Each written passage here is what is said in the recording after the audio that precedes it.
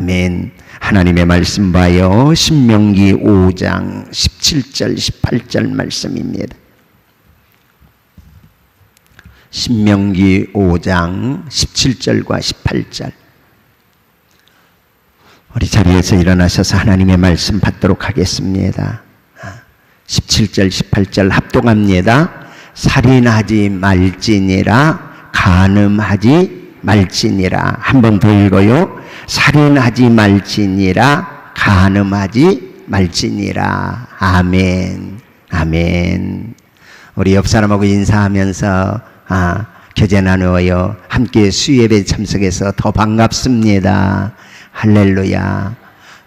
오셨군요. 반갑습니다. 아멘. 무더위가 계속되죠. 그리고 많이들 우리 교우들 중에서도 휴가 간 그런 성도들이 많은데 오늘 수요예배 와서 뜨겁게 찬양하고 기도하는 여러분 통해서 이 여름철도 오히려 가을을 준비하는 축복의 계절로 주께서 은혜 주실 줄로 믿습니다. 우리 채희 자매가 참 찬양을 잘하네요. 목소리도 성량도 좋고 전사님이 이렇게 찬양할 때 코러스 그렇게 넣는 것이 쉽지 않은데 그렇게 조그마한 주일 학생이 저렇게 아름답게 커서 우리 지은이도 아주 드럼을 아주 잘 쳐요. 너무 이쁘게 막 소리가 튀기에 그렇게 타악기인데도 그렇게 하지 않으면서 조화를 이루면서 직장생활하고 부지런히 와서 이렇게 함께 찬양하는 모습이 너무 이쁘죠? 저런 귀한 우리 믿음의 동역자들, 우리 청년들 주신 하나님께 우리 감사하며 격려하고 축복하며 박수해요. 아멘. 채희는 어디 갔디야? 걔는 결정적인 순간에 목사님 눈에 안 보여. 그래도 왜 이렇게 이쁜지 모르겠어. 그래요. 참 감사해요. 제 6계명이 살인하지 말지니라 하는 계명, 우리 지난번 제가 설교할 때 6계명 함께 나누었어요. 예, 그리고 우리 부목사님 또 수요 강단에 섰고, 그리고 전도사님 수요 예배에 서서 조금 이렇게 텀이 있어서 다시 한번 반복하고 그리고 넘어가도록 하겠습니다. 사람의 생명이 너무도 중요하고 고귀해요. 목숨보다 더 중요한 것 없습니다. 온 천하를 얻고도 제 목숨을 잃으면 무슨 소용이 있겠느냐. 누가 하신 말씀이요? 예, 예수님이 하신 말씀이에요. 여러분, 내 생명이 없으면 우주가 무슨 소용이 있고 이 세상이 무슨 소용이 있고 다른 모든 제도와 사유와 문화가 무슨 상관이 있습니까? 생명처럼 귀한 것 없어요. 그래요. 그래서 하나님께서는 이렇게 계명으로 주셔요. 계명으로 주신다는 얘기는 이제 문법화해서 계명으로 주시면 언어적 제한을 받아요. 그래서 모든 율법적 그런 법률은 최소한의 내용을 이렇게 커트라인으로 거기 넘어가면 안 된다 하는 의미로 주시는 말씀이 이 계명이에요. 살인하지 말아라 하는 말에 더 적극적인 의미는 무엇이냐? 생명을 부욕해 해라, 생명을 살리라 하는 의미예요. 그것이 법 정신이에요. 할렐루야. 아멘. 그런데 이게 법으로 규정되려니까 하지 말아야 할 최하한 선을 결정짓는 거예요. 사람의 생명을 해하지 말아라. 이게 부정적 개념으로 최하한 선을 결정하는 거예요. 그 위에 하나님이 주시는 이 말씀 안에 담고 있는 부요한 법정신은 엄청나게 부요한 것입니다. 그렇게 믿으시면 아멘. 적어도 여기서는 넘어가면 안 된다 하고 주어지는 것이 바로 계명이고 십계명이라 하는 얘기예요. 거기 넘어지면, 그 선을 넘으면 그것은 이제 끝장나는 선을 그어 제한으로 주신 거예요. 살인하지 말아라 하는 말은 거꾸로 말하면 생명을 사랑하라 하는 말씀이라 하는 얘기예요. 하지 말아야 할 최소한의 한도를 정해준 것이지. 그래서 예수님께서는 이 법을 주신 법 정신을 이해하라. 옛사람이 말한 바 살인하지 말라 하였다는 것을 너희가 들었으나 나는 너희에게 명하노니 미워하지 말아라. 또 나가라, 골빈놈, 바보, 이런 소리 하지 말아라. 이미 그것 살인한 거와 마찬가지다. 이렇게 주님께서 경고해요. 살인하지 말라 하는 말씀 속에 부여한 의미는 생명을 사랑하고 생명을 살리고 생명을 부욕해 하고 생명의 풍성함을 누리거라. 할렐루야. 마귀가 하는 아주 악한 짓이 사람의 생명을 해치는 일이야. 그 배후에 마귀가 있어요. 이 생명경시 사상은 이게 어둠의 영, 이 세상 가치관들, 이것들이 아주 하나님이 주신 이 고귀한 가치 있는 생명을 어떻게든지 파괴하고 무너뜨리려고 하는 악한 의도와 숨은 계략들이 있다는 사실을 우리는 잊어버리면 안 된다 하는 얘기예요. 그럼 우리 거듭난 그리스도인들, 하나님의 백성은 훨씬 더 사람을 사랑하고 생명을 위하여 유익이 되고 보호하고 길러내고 양육하고 생명에게 필요한 것들을 공급하고, 할렐루야, 아멘, 그런 적극적인 요소들이 우리에게 주어진 것이다. 그러니까 이렇게 계명은 하나님이 거기까지는 안 돼 하고 이렇게 철조망을 친 겁니다. 거기 넘어가면 안 돼. 근데 그것에서 만족하라는 얘기가 아니에요. 항상 이렇게 철조망을 쳤다.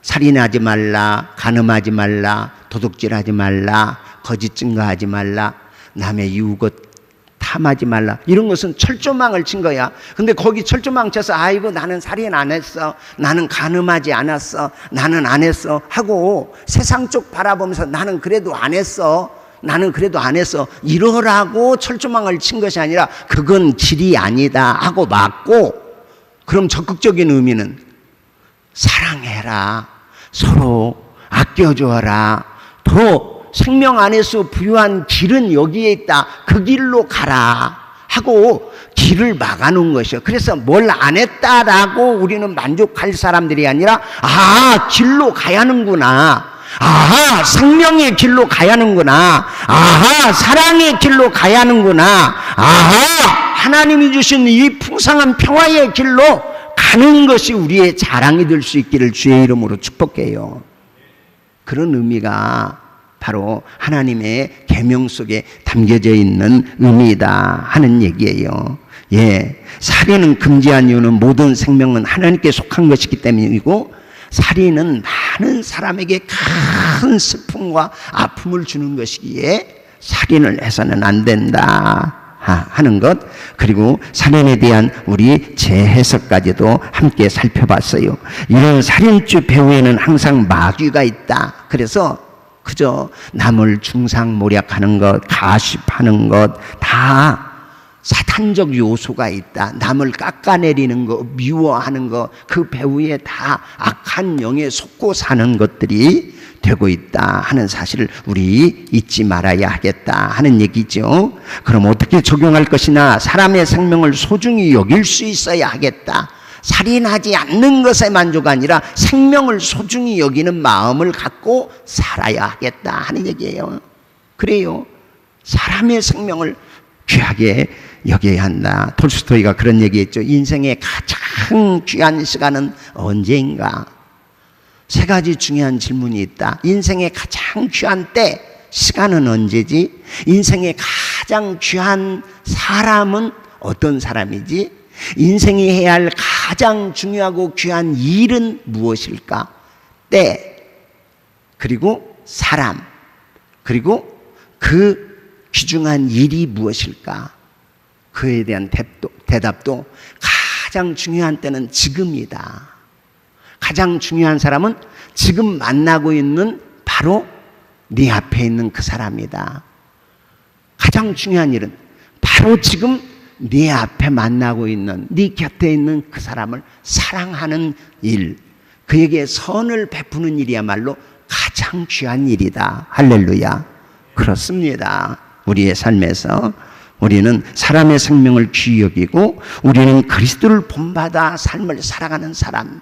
그래서 예수님이 생명을 위해서 자기 생명을 내어주기까지 하신 그 그리스도의 정신을 우리가 본받고 사는 삶이 바로 살인하지 말라 하는 삶에서 오히려 적극적으로 사랑하는 삶을 살아갈 수 있는 비결이다. 그래서 살인하지 않고 미워하지 아니하지 그럴 일이 아니라 오히려 더 적극적으로 내가 사랑하고 더 적극적으로 내가 칭찬해야지. 할렐루야.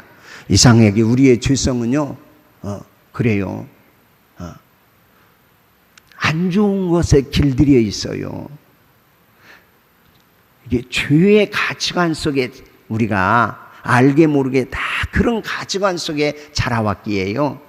좋은 것에 대해서는 별로 얘기를 안 해요. 어머님하고 이렇게 같이 식사하다가 맛있게 잡수시다가 꼭 맛이 없는 것 혹은 짠 것, 매운 것 아무 말도 않고 잘 잡수시다가 그거 어쩌다가 매운 것 드시고는 이건 왜 이렇게 맵냐? 이러시네. 어머니, 엊그제 우리 밥상에서 엄마, 이렇게 지금 반찬이 5, 6가지인데 왜 맛있는 거 잡수실 때는 아무 말씀도 안 하시고 잘 잡수셨다가 어쩌다가 먹은 매운 거 그것은 꼭 엄마 입으로 꼭 그렇게 얘기를 하십니까? 제가 그랬죠. 근데 매우니까 그렇지! 그래. 매우니까 그렇지요. 그러면 이건 왜 이렇게 맵냐? 그러려면 이건 왜 이렇게 맛있냐? 이건 왜 이렇게 타냐? 이건 어떻게 간이 이렇게 똥 맞냐? 그거 5가지 그걸 먼저 얘기를 하시면 얼마나 좋겠어. 비록 우리 어머님만이겠습니까? 우리들도 마찬가지지. 다른 맛있는 것은 그냥 먹고 꼭 거기에 안 좋은 것 내게 걸리는 그것은 꼭 표현을 하려고 하는 것이 우리의 죄성으로 길들여진 내 마음이에요. 제가 그걸 한번 이겨보려고 애를 쓰면서 이건 깨어있지 않으면 그냥 옛 속성에 그냥 그렇게 넘어지고 자빠질 때가 많아. 사람을 대할 때도 좋은 점 9가지 10가지 있으면 또 그렇지 못한 약한 부분 1-2가지 있게 마련이에요. 그런데 우리는 좋은 점을 이렇게 칭찬하고 그러면 그냥 괜히 이렇게 그런데 나쁜 점은 꼭 입으로. 목사도 어떻게 다 좋은 점만 있겠습니까? 장로님이라고 다 좋은 점만 있겠습니까? 그런데 우리는 안 좋은 것은 꼭 우리 입으로 표현하고 뒷담화를 하고 뭐 어쩌다 저쩌다 막 그렇게 말하고 표현하면서 깎아 누르고 싶은 그런 마음이 우리 속에 옛사람의 속성으로 질기고 쓴뿌리로 남아있어요. 내가 그걸 어떻게 이겨볼까 하고 많이 기도하면서 그러면 좋은 점은 무조건 나는 얘기해야 되겠구나. 그랬더니 내가 행복해져.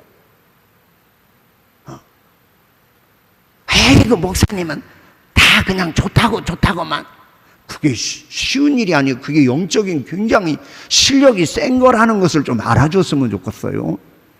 아멘을 하시든지 말든지. 그래 너 잘났다 그러시든지. 하여간 여러분 부부 사이에서도 그렇고 교우들 관계에서도 그렇고요. 자녀를 키우면서도요. 이상하게 우리는 못하는 것은 꼭 꾸집어 말할 때가 많아요. 살인의 영성이 그 배후에 악한 영으로 자리 잡고 있다는 사실을 어떻게든 깎아내리고 나쁜 것을 들추어내고 송사하고 고발하고 죄의 속성, 죄의 가치관 속에 너무 익숙해져 있기에 우리가 나도 모르게 그렇게 영적 싸움에서 질 때가 많더라. 이기는 비결은 하나님, 우리 시어머니 미워하지 않게 해주세요. 아버지, 우리 시어머니 미워하지 않게 해주세요. 그렇게 할 일이 아니라 내가 시어머니를 적극적으로 사랑하려고 들면 그때 미움은 저절로 없어져요. 교우들도 대할 때 내가 그래요. 아무개 집사 미워하지 말아야지. 미워하지 마. 그걸로 미움이 가시지 않아. 더 또렷하게 남아. 오히려 그 집사님에게 전화 한 통 더 하고, 집사님 이렇게 무더위에 어떻게 지내셨어요? 괜찮아요? 아니면 작은 책이라도 하나 준비해서 선물하고, 훨씬 더 적극적으로 그런 부분을 조금 신경 쓰고 그렇게 해봤더니 미움이 점점 그 미움의 살인의 영성이 점점 사라져가요. 우리 주님의 십자가의 능력이 그 능력인 줄로 믿습니다. 적극적으로 사랑하고 오히려 살려내는 그런 주님의 십자가의 사랑을 내가 받고 살으니 나도 누군가를 살려내자 하는 얘기예요. 그러면 허물은, 약함이 있을 때는 늘 얘기하지만 또 한 번 반복해요. 그럴 수도 있지. 시작. 그럴 수도 있지. 그럴 수도 있어. 그렇지. 이런저런 사정. 참 가만히 보니까 그래요. 그래서 고마운 거 투성이야. 가만히 보면 어떤 사람이 늦어. 제가 생각할 때 아니 왜 늦어? 얼마나 귀한데. 그러다가 그럴 수도 있지. 그랬더니 그 사람은 자녀가 넷이나 되고 일터에서 일하고 그리고도 부지런히 어떻게든지 그 사역을, 그 일을 감당하려고 쫓아온 사람이더라고. 참 고맙구나. 참 귀한 소중한 지체구나 싶은 생각이 가슴에 가만히 생각하고 오니 그렇게 귀하게 마음속에 남아있더라 하는 사실이에요. 우리 삶을 살아가면서 더 많이 사랑함으로 미움을 이기고, 더 생명을 아껴줌으로 살인의 영하고는 전혀 반대의 살리는 영성, 내가 희생하고 나 죽으면서, 나 낮아지면서 남 높여주고, 나 죽으면서 남을 살려내는 십자가의 영성으로 승리할 수 있기를 주의 이름으로 축복해요. 그리고는 7계명 뭐 하지 말아라? 간음하지 말지니라 하고 우리에게 말씀해요. 우리 살인의 영성에서 오히려 생명을 살리는 영성, 그리고는 이제 간음하지 말라, 이런 말씀들을 주시는 이유는 사실은 내게, 남에게 무엇 하지 말아라, 살인하지 말라, 이런 계명으로 주어지지만 사실은 이 계명을 바꾸어서 생각하면 내 생명을 지키기 위해서 주신 계명이구나. 우리 가정과 나의 성결을 지키게 하기 위해서 하나님이 주신 놀라운 축복의 계명이구나. 할렐루야. 아멘. 남에게 내게 무엇 하지 않을 뿐만 아니라 남도 그 말씀을 통해서 내게 그렇게 하지 않을 수 있도록 하나님께서 최소한의 우리의 삶의 풍성함을 위해서 마지막 이런 계명들을 우리에게 주셨다 하고 우리는 이해할 수 있어요. 현대를 가리켜서 3S 혹은 4S 시대다 이런 얘기예요. 소사이어티, 과학의 시대, 또 스포츠, 운동의 시대, 스포츠의 시대, 그리고 또 섹스의 시대, 이런 얘기예요. 거기다가 또 스크린, 이 영상의 시대, 이렇게 해서 4X, 3X 이런 시대에 제일 막강하게 영향을 미치는 것 중에 하나가 섹스예요. 성의 문제예요. 이 문제가 굉장히 큰 도전으로 지금 전 세계의 이 성적 타락의 이 도전이 엄청난 모습과 그리고 힘을 가지고 문화라는 미명 아래 지금 현대인들을 살아가고 있고 가장 무서운 우상으로 도전해 오는 시대에 저와 여러분이 살고 있다 하는 이 위기의식을 우리는 잃어버리면 안 돼요.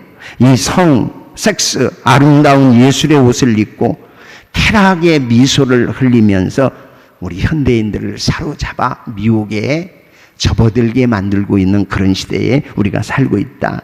이 성의 문화와 성의 미학을 찬미하는 성혁명 시대에 살고 있다. 정상적인 남자와 여자의 성, 이것 안에서 이루어지는 간음뿐만 아니라 지금은 오히려 동성끼리의 이것이 성적 취향이다 그러면서 이거 반대하지 말아라. 이것은 성평균의 시대에 성의 자유를 누릴 그런 별 미화를 다 시키면서 퀴어 축제도 얼마 전에 또 서울에서 이루어졌지 않습니까? 그것에 반대해서 우리 기독교나 또 뜻있는 사람들은 반대 데모도 함께 여는 것 뉴스를 통해서 저와 여러분이 접하고 있지 않습니까? 무섭게 시대에서 큰 어둠의 유혹의 영으로 닥쳐오는 것이 이 성적 위험이다 하는 사실을 우리 기억해야 하고, 현대의 가장 강력한 종교 중에 하나가 성의 종교다 이렇게 말하는 어느 언론인의 말도 우리가 공감할 수 있는 시대에 살아가고 있습니다. 이 종교는 가장 많은 숫자의 신도들을 거느리고 우리의 세계에 군림하고 있다. 이 성종교라는 종교가. 그래서 문학에도 예술에도 캠퍼스에도 그리고 주점에도 부유한 사람들의 저택가에도 정치 속에서도 산업 속에서도 종교 속에서도 성의 노골적인 유혹과 광기는 현대인들을 성을 숭배하라고 그렇게 도전해 오고 있는 시대 속에 우리가 살아가고 있는 것이 현실이다 하는 얘기예요. 그런데 성경은 이 시대를 살고 있는 하나님의 사람들을 향하여 너희는 이 세대를 본받지 말아라. 마음을 새롭게 하라. 하나님께서 오히려 변화를 받아 하나님의 뜻을 분별하고 삶을 살아가라 하고 권고해 주고 있음을 보게 돼요. 간음이라는 말은 이 간음이라 나하부 그러는데 히브리어로 간음의 정의는 기혼자가 자기의 남편이나 아내 이외의 이성과 맺는 불법적인 성관계 이렇게 이해합니다. 이 말은 주로 기혼자들의 성범죄를 일컬을 때 간음 이렇게 말해요. 그래서 7계명 간음하지 말라 이렇게 말씀하는데, 미혼자들의 성적인 범죄를 일컬을 때 사용하는 말은 음행 이런 표현을 쓰고 있습니다. 그런데 이 뜻은 약간 달리하고 있지만 단어는 모든 종류의 성범죄, 강간, 남색, 숨, 동성연애, 매운 행위, 혼전 성관계 모든 의미를 다 합쳐서 간음 이렇게 사용하고 있어요. 그러니까 모든 성의 남용, 성의 오용, 그리고 성의 악용을 금하라 하는 말이 바로 간음하지 말라 하는 이 계명 속에 담겨져 있는 말씀입니다. 성경은 비단 육적인 간음뿐만 아니라 영적인 간음에 대해서도 심각하게 도전하며 경고해 주고 있습니다. 하나님만 사랑해야 할 하나님의 백성들이 하나님 이외의 우상에게 마음이 미혹되어 신앙의 순결을 저버릴 때 성경은 단호하게 이 간음한 자들아 이렇게 책망하는 선지자의 말씀을 볼 수 있어요. 예레미야 3장 8절에 보면 내게 배역한 이스라엘의 간음을 행하였다. 배역한 이스라엘이 하나님 앞에 간음을 행했다 하고 그렇게 하나님께서 말씀해요. 하나님을 떠나서 우상 숭배에 빠졌을 때 선포된 말씀입니다. 그리고 그 다음 구절에서는 그가 돌과 나무로 더불어 행음함을 가볍게 여기고 행음하여 이 땅을 더럽혔다 하고 말씀해요. 그러니까 우상 앞에 하나님을 쳐버리고 거기에 그 앞에 우상 숭배하는 것을 행음, 간음했다 하고 정죄하고 꾸중하는 모습을 볼 수 있어요. 야고보서 4장 4절에서도 간음하는 여자들이여 세상과 벗된 것이 하나님의 원수됨을 알지 못하느냐라고 야고보 선지자가 야고보 사도가 책망하고 있음을 알 수 있어요.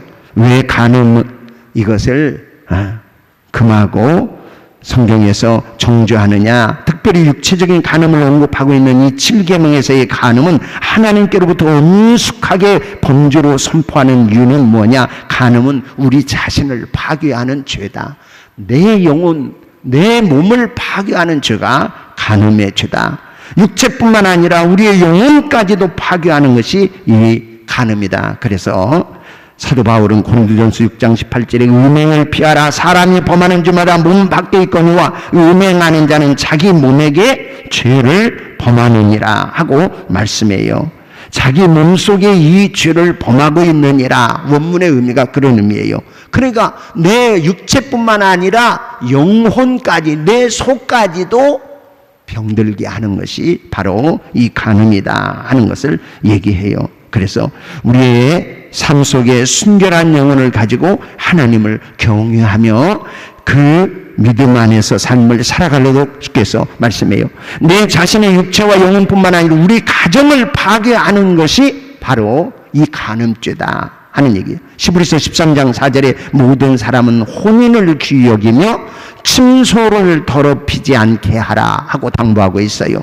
결혼은 순결한 사랑의 열매입니다. 이것이 하나님의 뜻이에요. 하나님의 뜻은 이것이니 너희의 거룩함이라. 곧 음란을 버리고 각각 거룩함과 존귀함으로 자기 안에 취할 줄을 알아라 하고 말씀하고 있습니다. 그래서 우리 가정을 파괴하는 것이 바로 이 간음의 죄다. 세 번째, 이 죄는 우리의 사회를 파멸시키는 죄가 바로 이 간음죄다 하는 얘기예요. 그래서 이 간음의 범죄로 말미암아 개인적인 범죄, 그것을 뛰어넘어 가정을 파괴하고 사회적 범죄로 기초 사회 질서를 파괴하게 된다. 다윗이 밧세바 범한 죄를 생각해 보면 잘 알 수 있어요. 그들은 개개인의 깊은 상처를 남겨주었을 뿐만 아니라 더 나아가서 가정을 파괴하게 되어져요.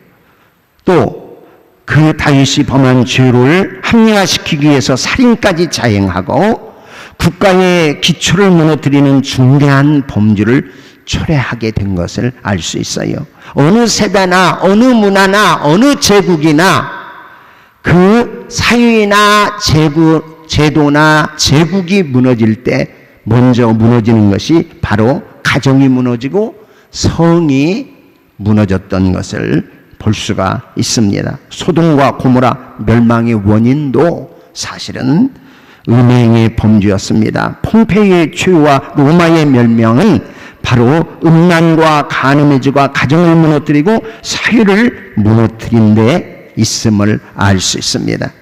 또 하나 중요한 것은 간음은 간음죄에 대한 무서운 심판이 따르고 있다 하는 사실을 우리가 기억해야 한다 하는 사실이죠.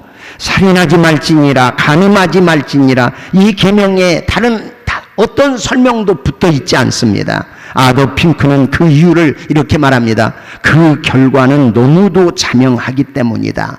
다른 설명이 그 뒤에 붙을 이유가 없다 이렇게 말해요. 살인하지 말지니라, 간음하지 말지니라는 말씀에 대한 불순종이 가져오는 결과는 설명할 여지 없는 너무나 자명한 사실이기 때문이다 이렇게 해설을 내려주고 있습니다. 하나님의 나라 순결한 나라입니다. 오늘도 하나님은 내가 거룩하니 너희도 거룩하라 하고 말씀해요. 저와 여러분 하나님의 자녀로 이 성경의 귀한 경고의 말씀 우리 거룩한 백성으로 소중하게 간직하여 하나님께 영광을, 우리 가정의 평화를, 내 영혼에는 하나님이 주신 풍성한 삶이 넘쳐나기를 예수님의 이름으로 축복합니다. 기도해요.